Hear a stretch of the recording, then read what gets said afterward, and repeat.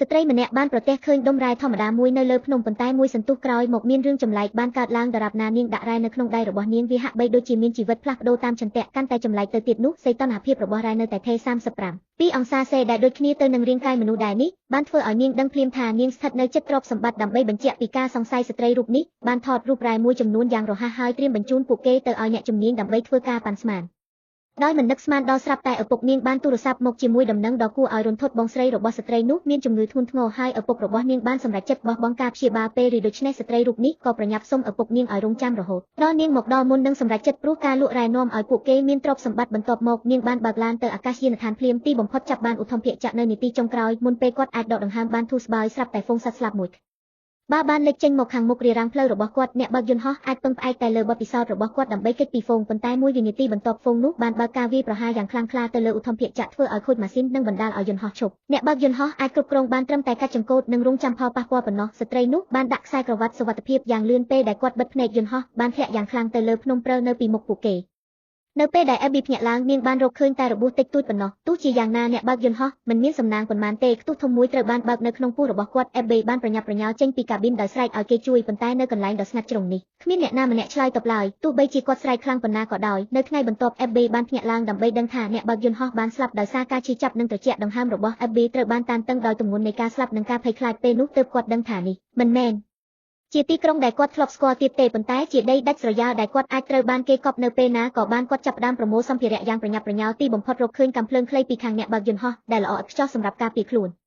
ជាមួយនឹងអ្វីគ្រប់យ៉ាងរួចរាល់ Abby ភ្លាមបានធ្វើដំណើរក្នុងទីដៅមួយទោះជាយ៉ាងណាមុនពេលគាត់ទៅឆ្ងាយគាត់ស្រាប់តែយឺសំឡេង walkie-talkie ពីក្រោយគាត់បានប្រញាប់ត្រឡប់ទៅកាប៊ីនវិញទើបដឹងថាសំឡេងរំខានបានមកពី walkie-talkie ចល័តរបស់អ្នកបើកយន្តហោះប៉ុន្តែវាទើបតែស្លាប់គាត់បានភ្ជាប់ខ្សែឡើងវិញដោយដៃយ៉ាងឆាប់រហ័សដោយផ្ទេរថាមពលរបស់យន្តហោះទៅកាន់ walkie-talkie បន្ទាប់មកគាត់បានរងចាំយ៉ាងអន្ទះសារដោយស្ងាត់ស្ងៀមព្រោះបងស្រីរបស់គាត់នៅតែរងចាំគាត់លក់រ៉ែដើម្បីសង្គ្រោះជីវិតគាត់មួយម៉ាស់អង្គបានកន្លងផុតទៅយ៉ាងលឿនហើយ Abby ភ្លាមបានបដូរ walkie-talkie ទៅកាន់ប៉ុស្តិ៍ទុកព្រួយហើយចាប់ផ្ដើមអំពាវនាវរកជំនួយដោយមិននឹកស្មានដល់មាននរណាម្នាក់បានឆ្លើយតបប៉ុន្តែបេះដូងរបស់ Abby បានធ្លាក់ចុះបុរសនោះបាននិយាយថាឈ្មោះរបស់គាត់គឺ John ជាអ្នកបើកបរយន្តហោះហើយយន្តហោះរបស់គាត់បានធ្លាក់កាលពីពេលថ្មីនេះគាត់ដឹងថាប្រសិនបើគាត់អាចជួសជុលវិទ្យុរបស់គាត់អាចហៅរកជំនួយដោយគិតពីប្អូនស្រីរបស់គាត់ដែលនៅតែរងចាំរ៉ែជួយជីវិតរបស់គាត់ Abby ធ្វើតាមការណែនាំរបស់ John បានធ្វើដំណើរយ៉ាងលឿនក្នុងទីដៅមួយដោយមិនគិតលើកទី2ទោះជាយ៉ាងណាលោកបានមើលរំលងរឿងមួយគឺតំបន់នេះជាដីគ្មានមនុស្សរស់នៅរាប់រយគីឡូម៉ែត្រ probability នៃយន្តហោះពីរធ្លាក់ក្នុងពេលដំណើរគ្នានៅកន្លែងតែមួយគឺទាបជាងការឈ្នះសម្បត្តិឆ្នោត$5 លានដូច្នេះតើលោក John នេះជាមនុស្សឬជាអ្វីផ្សេងទៀតបន្ទាប់ពីការធ្វើដំណើរដ៏លំបាកអស់រយៈពេល2ថ្ងៃ3យប់ទីបំផុត Abby បានទៅដល់ច្រាំងថ្មដែលនៅជិត John បំផុតបន្ទាប់មកគាត់បានទាញកែវយិតចេញហើយមើលទៅក្នុងបឹងក្បែរនោះប្រាកដណាស់មានយន្តហោះធ្លាក់នៅទីនោះប៉ុន្តែ Abby នៅតែប្រុងប្រយ័ត្នមុនពេលគាត់អាចដឹងពីអត្តសញ្ញាណរបស់ John គាត់បានទុកក្បាលព្រួញនិងភ្លើងនៅលើដីពេល Abby កំពុងចោះចំណោទស្រាប់តែសំឡេងរបស់ John បានបន្លឺឡើងនៅលើ intercom វាប្រែថានេះគឺជាព្រំដែនរវាងប្រទេសទាំងពីរហើយទាហានតែងតែដើរល្បាតនៅក្បែរនោះបើរកឃើញគេនឹងចាប់ដាក់គុកAbby ភ្ញាក់ផ្អើលខ្លាំងណាស់ដែលគាត់ចំពុកដួលបណ្ដាលឲ្យបាក់ផ្លូវតូចខណៈដែលគាត់បានរំរបួសយ៉ាងឈឺចាប់គាត់បានឃើញរូបរាងពណ៌ស្លេកចេញនៅលើផ្លូវភ្នំក្បែរនោះដោយភ័យខ្លាចស្ត្រីរូបនោះបានលាក់ខ្លួនយ៉ាងលឿននៅក្រោមបង្អួចហើយទីងកាំភ្លើងខ្លីរបស់នាងយ៉ាងរហ័សទាន់ពេលទោះជាយ៉ាងណាក៏ដោយទស្សនាវដ្តីនោះបានធ្លាក់មកដីដោយចៃដន្យដែលទាក់ទាញចំណាប់អារម្មណ៍របស់បុរសនោះមួយសន្ទុះក្រោយមកបុរសនោះស្រាប់តែទម្លុះទ្វារចូលហើយភ័យស្លន់ស្លោ Abby បានបាញ់គាត់បណ្ដាលឲ្យដួលទាំងឈឺចាប់ឈ្មោះរបស់គាត់ស្រែកឥតឈប់ឈរថាអូអ៊ីវ៉ានជានរណ